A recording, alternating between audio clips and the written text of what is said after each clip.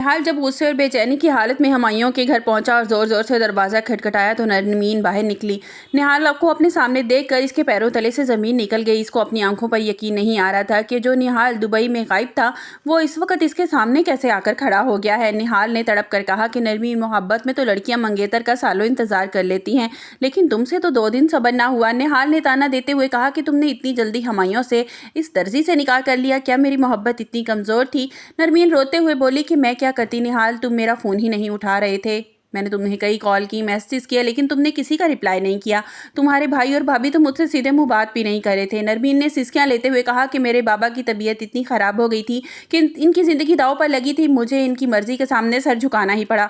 Video में आगे बढ़ने से पहले अगर आप मेरे चैनल पर नए हैं तो लाइक और सब्सक्राइब कर दें। नरमीन ने रोते हुए एतराफ़ किया कि हुमायूं को पसंद नहीं करती, कि मेरे साथ शादी हो चुकी है, मैं इसकी बीवी बन चुकी हूँ, मैं मजबूर हूँ। बिल्कुल इसी वक्त हुमायूं भी वहाँ पहुँच जाता है और अपनी बीवी को निहाल के साथ देखकर, बातें करते हुए देखकर हैरान रह जाता है।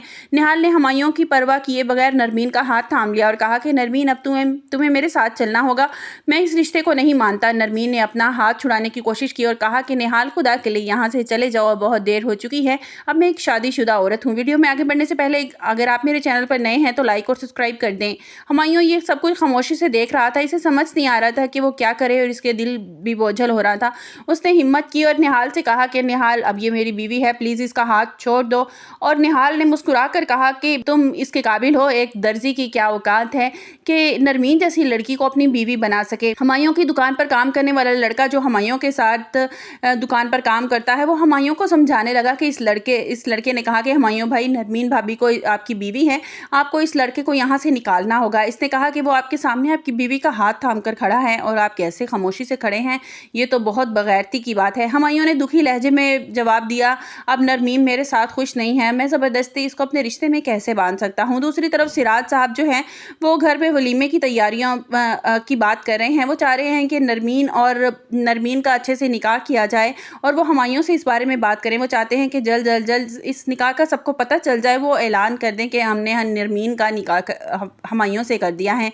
सिराज साहब जब हुमायूं के घर पहुंचे तो वहाँ का मंजर देख कर इनके होश उड़ गए। उन्होंने देखा कि निहाल वहाँ मौजूद है और नरमीन का हाथ पकड़े हुए है। सिराज साहब गुस्से से तिलमिलाते हुए आगे बढ़े। उन्होंने निहाल को धक्का दिया और कहा कि तुम्हारी हिम्मत कैसे हुई? पहले तुम मेरे घर से जलील होकर आए हो, अब यहाँ मेरी बेटी के घर पर बात करने के लिए आ गए हो और अपनी बेटी की इज्जत पर मैं तुम्हें हाथ नहीं डालने दूंगा। सिराज साहब ने गरज कर जवाब दिया, तुमने मेरी बेटी की ज़िंदगी बर्बाद कर दी है, अब दोबारा तुम्हें ऐसा भी मैं कोई कदम नहीं उठाने दूंगा। सिराज साहब ने निहाल को जलील करके वहाँ से निकाल दिया और कहा कि तुम्हारे जैसे नापाक वजूद को हमारे घर में कोई जगह नहीं है। नरमीन अपने बाप के सामने हाथ जोड़कर खड़ी हो गई और रोते हुए बोली कि बाबा, मुझे ऐसी कश्ती में सवार मत करें जिसका कोई किनारा ना हो। नरमीन ने कहा कि मैं हुमायूं के साथ अपनी ज़िंदगी नहीं गुजार सकती, मैं निहाल से मोहब्बत करती हूँ और मैं इसके पास जाना चाहती हूँ। खुदा के लिए बाबा, ऐसी गलती ऐसा मत करें, मैं हुमायूं के साथ सारी ज़िंदगी नहीं गुजार सकती। सिराज साहब ने गुस्से से कहा कि नरमीन, मैं तुम्हारा हाथ हुमायूं के हाथ में दे दिया है, वही तुम्हारा सब कुछ है, तुम्हें निहाल का नाम भी मैं तुम्हारी ज़ुबान से आइंदा मत सुनूं।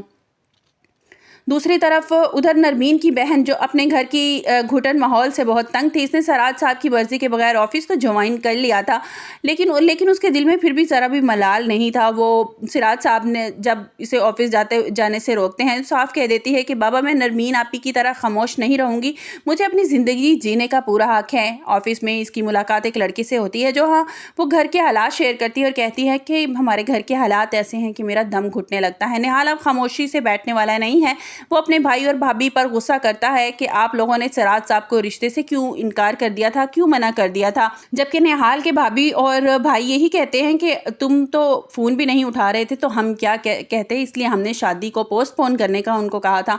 निहाल के भाई कहते हैं कि मैंने तो समझा था कि तुम कभी वापस नहीं आओगे, तुमने तो नरमीन को धोखा दिया है और हमने उनसे माजरत कर ली थी और उस रात हम इस घर से तभी इसीलिए गए थे कि हमें उनकी बातों का जवाब ना देना पड़े और हमने अपने फ़ोन भी ऑफ़ कर दिए थे। निहाल अब ने ठान लिया है कि सिराज साहब के घर पर निहाल ने अब ठान लिया है कि वो सिराज साहब के घर में निहाल ने अब ठान लिया है कि वो ऐसे वापस नहीं जाएगा, वो नरमीन को साथ लेकर ही जाएगा। घर में वलीमे के बजाय अब लड़ाई झगड़े शुरू हो गए थे और हुमायूं बेचारा इस दरमियान पिस कर रह गया था। हुमायूं को एहसास हो रहा था कि इसने ऐसी लड़की से निकाह कर लिया है जिसके दिल में इसके लिए ज़रा भी मोहब्बत नहीं है। हुमायूं को एहसास हो रहा है कि इसने इससे निकाह तो कर लिया है, लेकिन नरमीन इसको अपनाने को तैयार नहीं है। क्या हुमायूं बड़ा दिल दिखाकर नरमीन को तलाक दे देगा ताकि वो निहाल के पास चली जाए? और क्या सिराज साहब अपनी बेटी ज़िद के आगे सर झुका देंगे और इसकी अना की खातिर नरमीन की ज़िंदगी को जहन्नम बना देंगे? नरमीन की बहन ऑफिस में जाना क्या घर के तूफान का सबब बनेगा? ड्रामा ऐसे मोड़ पर है जहाँ किसी वक्त भी जंग छिड़ सकती है। आप लोगों को क्या लगता है कि क्या नरमीन को निहाल के पास वापस चले जाना चाहिए? और सिराज साहब आगे क्या करेंगे? और हुमायूं जो है उसने कितनी मन्नतों से, कितनी दुआओं से, कितनी देर की उसकी मोहब्बत है नरमीन, उसने अल्लाह से दुआएं कर कर के उसको मांगा है, और क्या अब उसको वापस भेज देना चाहिए निहाल के पास? आप लोगों को क्या लगता है? अपनी कीमती राय का इज़हार कमेंट्स बॉक्स में ज़रूर कीजिएगा। मिलते हैं एक नई वीडियो के साथ। अपना बहुत सा ख्याल रखिएगा। अल्लाह हाफिज़।